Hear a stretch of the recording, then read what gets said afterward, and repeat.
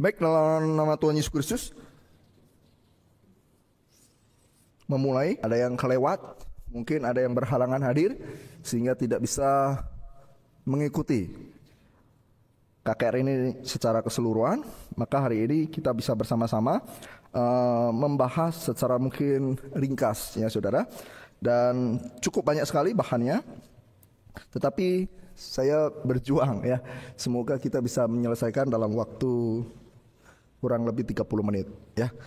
Bapak Ibu boleh fokus bersama-sama memperhatikan dengan saksama sehingga tidak ada yang terlewat. Oke, kita akan lihat bersama-sama seperti biasa bahwa tema KKR hari ini, beberapa hari ini adalah tentang Yohanes Pembaptis di akhir zaman. Nah, saudaraku yang terkasih di dalam Tuhan, sebenarnya secara keseluruhan saya hanya menyampaikan 4 poin besar. Kita lihat slide selanjutnya.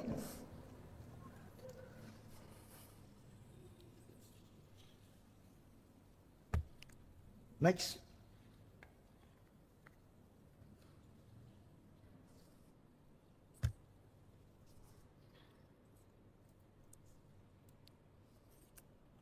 Ya, ini ada yang kita bahas bersama-sama ya. Ada 4 hal. Jadi yang pertama kita membahas tentang nubuatan tentang nabi. Yang kedua kita belajar tentang perlambangan dari nabi ini. Dan yang ketiga, sesi yang ketiga kemarin pagi kita belajar tentang kehidupan daripada nabi. Dan yang keempat kita belajar tentang tantangan yang dihadapi oleh nabi. Hari ini kita akan lihat bersama-sama sesi yang pertama tentang nubuatan, tentang nabi yang tercatat di dalam Maleakhi pasal yang keempat, ayat yang ke-5 dan 6. Next. Ada satu nubuat yang mengatakan bahwa sesungguhnya aku akan mengutus Nabi Elia kepadamu menjelang datangnya hari Tuhan yang besar dan dahsyat itu. Maka ia akan membuat hati bapak-bapak berbalik kepada anak-anaknya dan hati anak-anak kepada bapak-bapaknya, supaya jangan aku datang memukul bumi sehingga musnah. Jadi saudaraku yang terkasih dalam Tuhan, nubuat ini disampaikan oleh Nabi Maleakhi. Dan kalau kita cermati di ayat yang kelima, bagian pertama dikatakan sesungguhnya. Jadi next kita bisa melihat bersama-sama bahwa ada sebuah janji. Tetapi ini bukan janji kosong. Ini bukan berarti sebatas seperti pepesan kosong begitu ya. Omong kosong dan ini hanya pemanis saja. Next.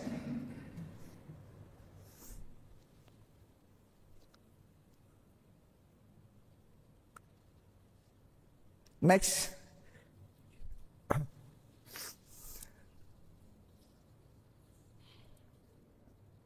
Ya, jadi saya mengulang aja ya, Bapak Ibu boleh lihat. Yang pasti sesungguhnya. Kenapa Tuhan mengatakan sesungguhnya? Melalui Nabi Maleakhi. Jadi kalau kita renungkan bersama, Tuhan adalah ya dan amin. Firman-Nya. Alkitab mengatakan di dalam kitab Wahyu bahwa dialah firman dari amin, saksi yang setia dan benar. Artinya sebenarnya dia tidak perlu mengatakan sesungguhnya, pasti perkataannya itu akan digenapi. Tetapi ini merupakan sebuah peneguhan bagaimana firman itu sungguh-sungguh nantinya akan digenapi. Dan kalau kita lihat bersama-sama, bukan hanya Nabi Maleakhi, tetapi juga ada catatan mengenai nabi yang disampaikan oleh Nabi Yesaya. Jadi Alkitab mengatakan 2 saksi sah. Jadi boleh dikatakan 1 saksi saja sebenarnya sudah sangat cukup, karena Tuhan sendiri yang berfirman melalui nabinya dan pasti tergenapi. Justru ada kehadiran nabi yang lain yang menubuat yang sama, ini memperkokoh apa yang ada di dalam perjanjian lama ini, yang berarti nubuat ini akan digenapi. Dan di dalam perjanjian baru, malaikat juga menyampaikan sebuah pesan yang isinya juga sebenarnya mengandung sebuah nubuat. Bagaimana anak yang lahir itu akan berjalan mendahului Tuhan dalam roh dan kuasa seperti Elia.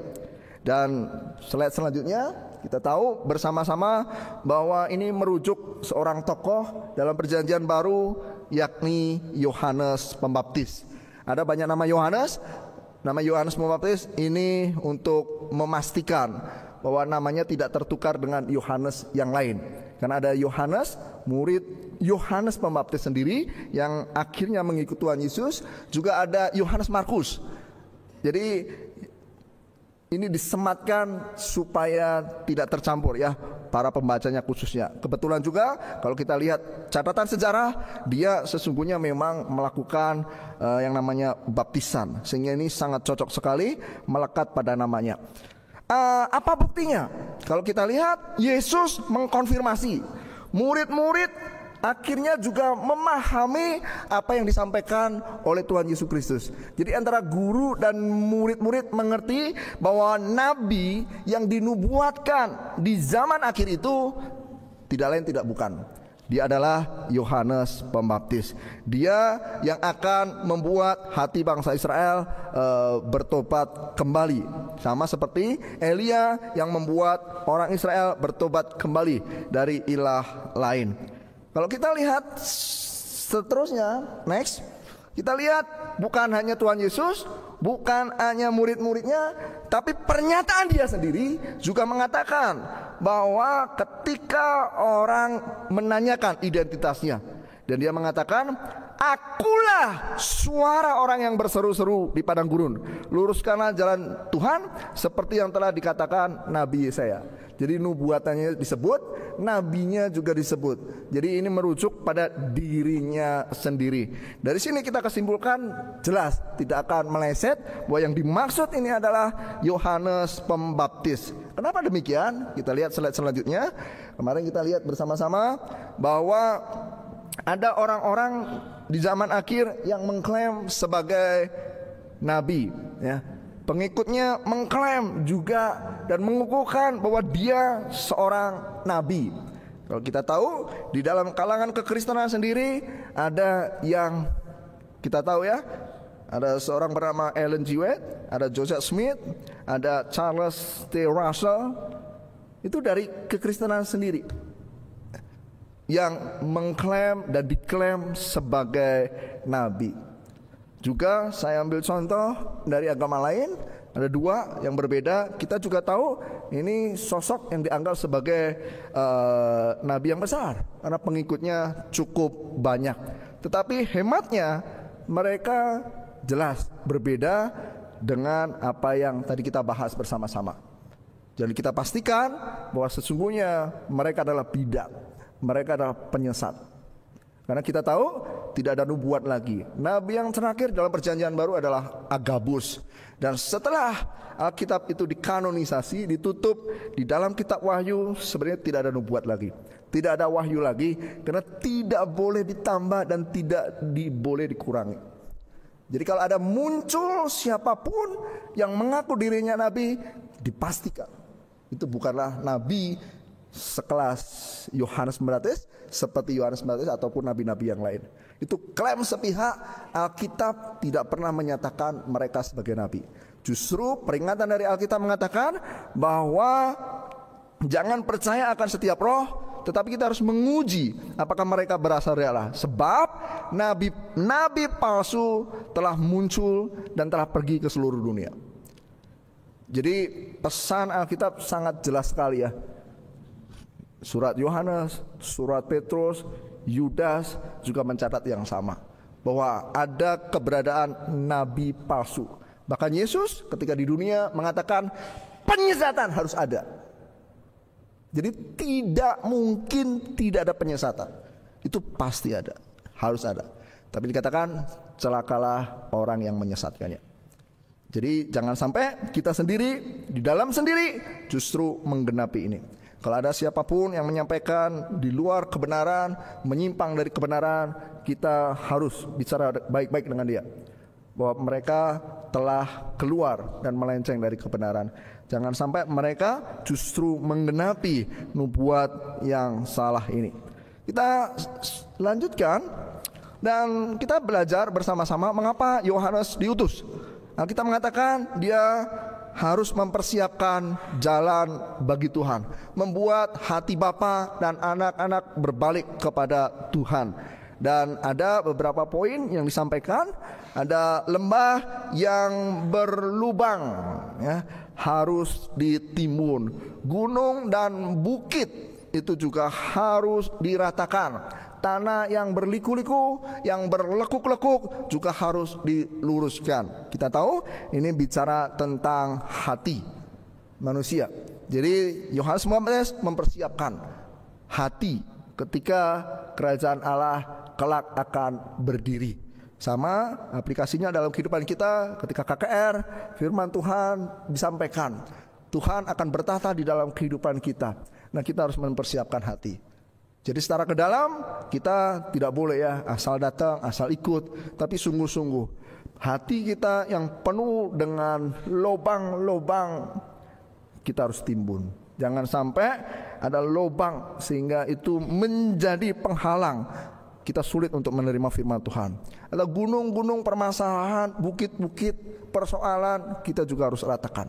Juga dikatakan tanah-tanah yang berliku-liku, hati yang penuh dengan motivasi yang tidak baik. Ada dosa, ada iri hati, pelayanan yang mengganggu kehidupan kita, itu juga harus disingkirkan. Baru Tuhan bisa bekerja di dalam kehidupan kita. Slide selanjutnya kita membahas ayat. Karena Yesus juga banyak menyoroti tentang Yohanes Pembaptis. Dikatakan Yohanes Pembaptis adalah nabi yang jauh lebih besar daripada para nabi lainnya. Kalau kita renungkan bersama-sama, kenapa? Alasannya sederhana sekali. Karena semua nabi dalam Perjanjian Lama tidak ada satupun yang pernah melihat Tuhan Yesus. Satu-satunya nabi yang pernah melihat Tuhan Yesus, bahkan menjamah, bahkan membaptis Yesus Kristus, hanya Dia. Nah, semuanya bayang-bayang, tetapi dia bisa berbicara, bisa ngobrol, bisa membaptis dan menyentuhnya. Dan dikatakan dialah orang yang diutus oleh Tuhan. Jadi sungguh-sungguh nabi bukan klaim sepihak, tapi Tuhan memang mengutus dia. Dan di ayat 11 ini adalah ayat yang paling sulit, yang cukup sulit ya di dalam kitab Injil, khususnya Matius. Yakni dikatakan Yohanes disebut yang terbesar, tetapi juga disebut yang terkecil. Ini aneh. Orang membaca juga bingung. Kenapa pendeta? Sebenarnya Yohanes ini yang besar apa yang kecil? Kenapa dikatakan yang besar, tetapi juga dia yang terkecil? Ya, Alkitab mengatakan dia yang terbesar. Sekali lagi di ayat 9, dialah yang terbesar. Tapi kenapa dikatakan dia juga yang terkecil di dalam kerajaan Allah? Jadi nanti di surga dialah yang paling kecil, kita yang paling besar. Bukan demikian saudara. Jadi kerajaan surga ini maksud adalah kerajaan yang ada di gereja. Jadi kerajaan Allah adalah gereja. Sama seperti Tuhan Yesus mengatakan bahwa kita kalau percaya kepada Tuhan bisa melakukan pekerjaan-pekerjaan yang lebih besar daripada Yesus. Kalau kita bisa lebih besar daripada Tuhan Yesus, tentunya kita juga bisa mengerjakan pekerjaan yang lebih besar daripada Yohanes Pembaptis. Kita bisa mengerjakan pekerjaan yang besar seperti rasul-rasul, bahkan jauh melampaui. Saya berikan satu contoh. Dulu rasul-rasul seolah-olah besar sekali ya, tetapi paling besar di mana? Paling sampai ke Roma ya. Mereka belum pernah ke Cianjur ya. Tetapi hari ini kalau kita bisa mengerjakan dengan kuasa Roh Kudus, kita tekun, kita bekerja, kita bisa traveling ke seluruh dunia memberitakan Injil. Kalau demikian, tentu pekerjaan kita jauh lebih besar. Dan dari sisi apapun kita lebih besar. Bahkan ekstrim, seburuk-buruknya gereja yang ada pada kita, yang ada di gereja saat ini, sebenarnya jauh lebih bagus sebenarnya dibandingkan apa yang terjadi pada zaman rasul-rasul. Manajemen, organisasi, segala macam mereka kelimpungan. Semua dipegang oleh satu orang. Tetapi sekarang bahkan ada spa, dulu mana ada. Itu menunjukkan bahwa sebenarnya pekerjaan kita jauh lebih besar, jauh lebih maju dibandingkan mereka. Kita lihat sama-sama.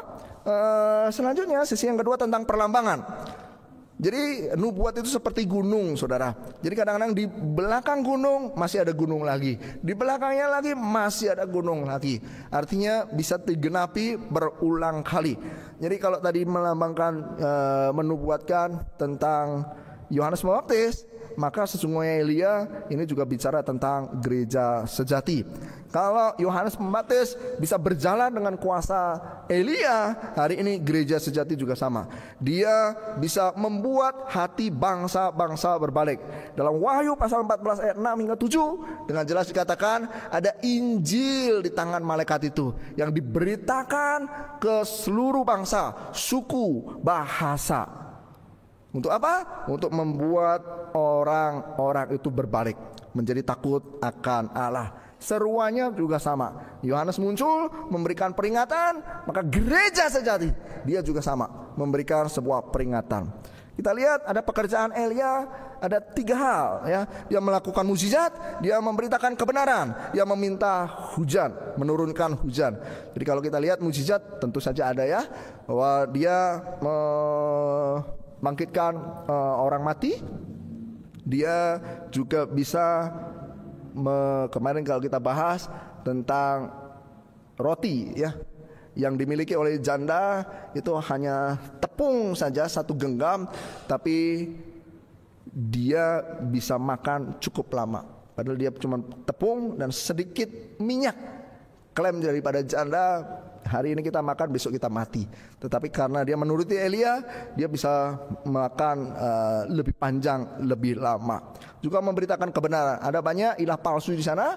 Zaman Ahab dibujuk oleh istrinya, ya, Isabel, akhirnya membuat seluruh tatanan Israel itu menyimpang dari kebenaran, meninggalkan Allah yang benar, dan disitulah mereka bersama-sama berbalik daripada Allah.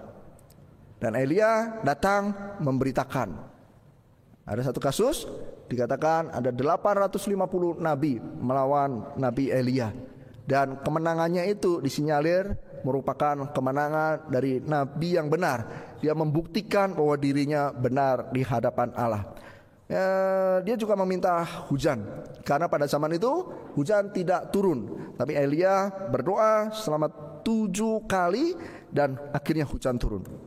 Jadi itu melambangkan gereja sejati juga demikian. Gereja sejati ada mukjizat, ada kebenaran, ada Roh Kudus. Ini sesuatu yang sering kita dengar. Kita lihat bersama-sama sesi yang kedua membahas tentang gereja sejati. Ada kebenaran, ada firman, ada firman kebenaran, ada mukjizat, ada Roh Kudus. Ini selalu didengang-dengungkan. Tetapi sekali lagi ini hanya kulit luar saja. Karena kalau kita hanya berpatokan begitu, kita akan masalah. Masalah gimana? Saya menyinggung kemarin ada masalah di sini. Karena dikatakan, kalau kita mengatakan satu-satunya yang menyelamatkan karena 3 syarat itu, maka ketika di dunia ini ada gereja yang sejujurnya memiliki 3 kriteria yang sama, apakah mereka juga akan diselamatkan? Apabila GYS suatu waktu berubah, kehilangan 1 syarat dari mereka, apakah masih gereja sejati? Atau mungkin ada muncul gereja yang lain? Atau kalau kita pergi ke seluruh dunia, jangan-jangan ada yang sama dengan kita? Apakah mereka juga disebut sebagai gereja sejati? Nah, saya menjawab masalah-masalah ini. Tentu kita belajar tentang konsep Tuhan yang esa mustahil dipisahkan dengan gereja yang esa. Kalau Tuhan esa, pasti gerejanya juga esa. Kita lihat ada ayat 1 tubuh, 1 roh, ada 7 kesatuan di situ. Saya menyoroti 1 tubuh, hanya ada 1. Ini analoginya seorang ibu. Ibu itu hanya ada 1 di dunia. Sebenarnya kita tidak perlu menyematkan sejati di dalam ibu, karena hanya memang 1. Jadi sederhana ya, kita terpaksa sekali menyematkan kata sejati di dalamnya. Karena muncul yang lain, kan ada ibu yang lain, ya. Karena muncul gereja yang lain. Tapi kalau hanya 1 saja, sebenarnya kita tidak perlu. Tidak perlu kita memanggil ibu kita. Ya, kemarin saya contohkan Ibu Lina yang sejati. Kalau demikian, anaknya bahaya. Ya, kalau memanggil demikian, karena berarti mungkin bapaknya atau suaminya itu pasti punya ibu yang lain. Oleh karena itu tidak perlu, karena memang 1. Nah, ketika ada perubahan-perubahan yang ada di dalamnya, tentu saja itu tidak mempengaruhi, karena ini status daripada Tuhan. Ya, Misalkan ibunya punya kriteria, dia cantik, dia lembut hatinya, ya. Lalu dia tidak suka bohong. Lalu tiba-tiba tambah dia cerewet. Apakah ibunya jadi berubah? Ketika hari ini saya misalkan jadi tidak baik, saya jadi pendeta yang brengsek, apakah mempengaruhi status ini? Tentu tidak. Jadi ini adalah status daripada Tuhan. Jadi ini kalau kita lihat bagian ini, slide selanjutnya, ini merupakan sebuah janji daripada Tuhan. Jadi satu kesatuan sampai semuanya itu tergenapi di dalam dunia. Sebenarnya jauh sebelum dunia ada, sudah ada. Itu ada di dalam Kristus. Itu real dan sifatnya kekal. Hanya tidak nampak karena dunia belum ada. Ketika ada dunia baru ada ruang dan waktu. Ketika ada ruang dan waktu baru ada rencana keselamatan. Disitulah mulai dari janji Abraham, dari Israel sampai munculnya gereja pada hari Pentakosta. Jadi ini secara singkat adalah fenomena gereja sejati yang dinubuatkan oleh Alkitab. Jadi kita tidak melihat 2 gereja, 3 gereja, atau ribuan gereja. Hanya ada satu gereja yang sudah ada di dalam diri Kristus, itu muncul di dunia ketika dunia itu ada. Sederhananya demikian, saudara. Dan itu terus berlanjut sampai Tuhan Yesus datang. Ya. Jadi kalau kita memaknai ini, tentu kita bisa menerima bahwa gereja itu hanya satu dan satu-satunya yang menyelamatkan. Nah, saudaraku yang terkasih di dalam Tuhan, kita lanjut sekali lagi bahwa itu merupakan, kalau diistilahkan kemarin seperti arsitek ya. Sebelum membangun gereja ini tentu arsitek punya pikiran, ya, punya rencana, dan semua itu tersimpan di kepalanya. Ya. Baru ketika dia mencurahkan, ya, merealisasikan bangunan ini muncul, saudara. Nah sama. Jadi itu tersembunyi berabad-abad di dalam diri Allah. Sampai Tuhan membukanya dan menyatakannya, baru gereja itu berdiri. Kita bisa melihat ada sejarah gereja pada saat itu zaman para rasul. Hanya ada satu aliran. Sekali lagi ya, tidak ada gereja rasul sejati, nggak ada kan? Karena memang hanya ada satu. Tapi rasul-rasul mati, maka muridnya rasul ada. Ada Clement, ada Ignatius, ada Polycarpus, ya, yang masih memegang ajaran rasul-rasul. Tetapi kalau kita lihat catatan sejarah, itu hanya sampai kira-kira tahun 155. Setelah itu kemunculan bidat atau ajaran sesat, guru-guru palsu, banyak sekali pandangan yang menyimpang, doktrin yang menyimpang, semua sakramen mulai bergeser, termasuk pandangan Tritunggal. Itu adalah pandangan yang sesat, ya. Terus kemungkinan kemunculan Katolik. Katolik sebenarnya juga Kristen juga. Katolik artinya universal. Itu untuk membedakan para bidat. Bahwa ini mereka klaim sebagai ajaran yang murni. Jadi kalau kita lihat timeline, saudara, sebelumnya ada timeline cukup panjang sekali. Ya, di situ kita lihat ada perpisahan yang besar. Ya. Nah, seringkali mereka fokus pada sejarah gereja ini. Mereka hanya berkesimpulan yang lebih lama, ya itulah yang lebih benar. Kalau kita lihat gereja sejati, baru 100 tahunan, saudara. Baru mungkin 1 abad. Jadi mereka memandang rendah. Skip selanjutnya. Nah, saya juga bicara mengenai, ini adalah skema. Kita bisa melihat tentang skema gereja sejati.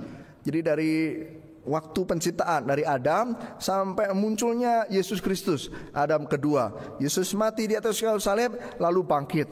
Lalu bangkit, naik ke surga, dan dia menjanjikan roh. Roh itu akhirnya datang dan gereja berdiri. Sangat banyak sekali gereja berdiri, tetapi lambat laun dia menjadi menyusut, ya. Boleh dikatakan roboh atau rusak. Maka doktrin gereja kita untuk memulihkan gereja atau ajaran rasul. Kalau kita lihat rusak nih. Ada tanda burung ini, saya ibaratkan meninggalkan gereja, Roh Kudus. Maka semua produk gereja yang dihasilkan oleh bapak-bapak gereja mulai 156 dipastikan sesat semua. Jadi ini adalah masa suram. Kalau kita lihat baru muncul kemudian di 1917 gereja sejati berdiri. Versi Alkitab itu adalah berdirinya kerajaan 1000 tahun sampai Tuhan Yesus datang. Itu sekilas singkat. Kenapa kalau kita lihat slide selanjutnya? Karena Alkitab juga menjanjikan zaman Elia tidak ada hujan, berhenti awan itu, hujan itu tertahan. Maka Elia itu berdoa. Nah itu juga perlambangan bahwa ada hujan tertahan. Maka tadi hanya ada hujan awal dan hujan akhir. Kitab Yeremia mencatatkan juga sama, hujan tertahan. Yesaya juga mencatatkan hujan tidak turun. Bahkan di dalam Zakaria, kalau tidak ke Yerusalem tidak turun hujan. Itu juga nubuatan. Yesus Kristus mengkonfirmasi. Dikatakan ketika Yesus dimuliakan baru ada Roh Kudus. Jadi artinya sebelum itu tidak ada. Maka itu kalau kita cermati slide sebelumnya sama persis ya, digabung. Jadi yang kosong di tengah biru ini adalah hujan tertahan. Maka produk apapun dikatakan menyimpang dari kebenaran karena tidak ada Roh Kudus, tidak ada pimpinan. Roh Kudus bekerja memimpin kepada kebenaran, maka pasti sesat. Maka di kemudian hari Tuhan memulihkan gereja yang rusak. Oke, slide selanjutnya. Kalau kita bicara tentang konsep kesatuan, gereja satu-satunya cukup banyak di dalam Alkitab. Ya, ada satu Bahtera, ada satu Bait Allah, ada satu kota kudus, Yerusalem, ada satu gunung kudus, ada satu gembala, ada satu kawanan, ya, ada satu rumah tangga, ada satu tubuh, ada satu mempelai. Jadi harusnya kita semua tanpa pengecualian kita bisa menerima kebenaran ini, saudara. Jadi bukan klaim sepihak gereja Sejati, tapi ini sungguh adalah kebenaran dari firman Tuhan. Ini adalah wadah terakhir yang disediakan Tuhan untuk menyelamatkan semua orang. Kita lihat selanjutnya. Jadi gereja sejati itu memulihkan gereja para rasul. Karena gerejanya sempat rusak. Jadi gereja bukan eksklusif ya tersendiri, tapi ini adalah gereja yang melanjutkan gereja para rasul. Mereka satu di dalam Kristus sebelum dunia dijadikan. Gereja sejati yang kuning memiliki Roh Kudus yang dijanjikan dan kebenaran. Tentu saja adanya Roh Kudus dan kebenaran, maka mukjizat akan mengikuti. Jadi ini penjelasan yang paling ideal. Jadi kalau tadi kulit akan ada tantangan yang begitu besar. Tetapi kalau ini kita mulai dengan gereja yang dijanjikan, karena gereja dijanjikan ini adalah didirikan oleh Roh Kudus, ada kebenaran, maka disitulah mukjizat itu mengikuti, sehingga menjadi 3 kriteria itu. Ya. Dan gereja sejati adalah bagian penyelamatan daripada Tuhan. Oleh karena itu, apapun masalahnya, saya mendorong kepada Bapak Ibu semua, jangan pernah tinggalkan gereja sejati. Tinggalkan gereja sejati, saya pastikan Bapak Ibu akan binasa. Kita mengatakan selanjutnya bahwa gereja Yesus Sejati itu bukan inisiatif dari Majelis Pusat, bukan juga dari 3 perintis gereja sejati. Tetapi ini merupakan janji daripada Tuhan. Dikatakan ini adalah gereja yang turun dari surga. Karena dikatakan Yerusalem surgawi dalam kitab Wahyu itu turun dari surga, dari Allah yang berhiaskan bagaikan pengantin perempuan yang berdandan untuk suaminya. Sama seperti Yohanes Pembaptis, ya, Yesus pernah bertanya, baptisan Yohanes dari surga apa dari manusia? Mereka nggak bisa menjawab. Tetapi dari pertanyaan itu kita mengetahui baptisan Yohanes bukan idenya sendiri, tetapi juga sebenarnya dari surga. Maka ajaran segala macam di gereja sejati juga bukan bersumber pada pendetanya, tetapi bersumber dari Tuhan. Kalau kita lihat kembali, ya, kita hari ini sudah ada di Bukit Sion, di kota Allah yang hidup, Yerusalem surgawi. Dan dikatakan kepada jemaat anak sulung yang namanya terdaftar. Berbahagialah Bapak Ibu yang sekarang hari ini dibaptis di Gereja Wisati yang namanya terdaftar. Karena dikatakan kita memiliki kepastian. Nama kita sesungguhnya juga terdaftar di surga. Nah, ini slide selanjutnya. Saya memberikan skema. Ini lebih kepada kita sudah mengenal identitas gereja kita dan sekarang posisi Gereja Wisati di mana. Kalau kita melihat timeline, saya ulangi secara singkat. Ini waktu sudah habis. Mungkin saya mengambil 5 menit untuk menjelaskan ini. Abaikan yang di atas. Yang di atas adalah struktur kitab Wahyu. Ada sangkakala 1, sangkakala 2, sangkakala 3, sangkakala 4. Ada celaka sampai 3 kali, seterusnya ya. Nah, yang di bawahnya ada gambar. Itu adalah gambar perumpamaan Tuhan Yesus di dalam Matius pasal 13 ya. Di situ kita bisa melihat. Nah, itu bukan perumpamaan sembarangan. Kita mengatakan itu perumpamaan kerajaan surga. Jadi itu perumpamaan tentang gereja. Jadi kalau dilukiskan kira-kira seperti ini. Jadi gereja itu berdiri, ada tumbuh ilalang sana. Tumbuh ilalang maka tumbuh menjadi besar dan burung bersarang di sana. Lalu kira-kira ada perempuan yang mengadukan sukat. Lalu kita bisa lihat, simpulkan bahwa itu gereja mengkamiri ya. Sangat rusak sekali, banyak ajaran sesat. Tentu saja Roh Kudus itu meninggalkan gereja sampai ada mutiara yang terpendam. Kalau diteruskan, nah sekarang masanya masa 1000 tahun ya. Itu ada pukat di situ memberitakan Injil, saudara. Jadi posisi kita sampai situ. Kalau kita belajar kitab Wahyu, maka ada meterai 1, meterai 2, meterai 3, meterai 4. Ada kuda putih, kuda hitam, kuda merah, kuda hitam, dan kuda sebenarnya hijau kuning. Versi aslinya seperti mayat, tetapi dikatakan di dalam terjemahan Indonesia sebagai abu-abu ya. Nah, kita tahu bahwa kuda putih ini adalah gereja sejati.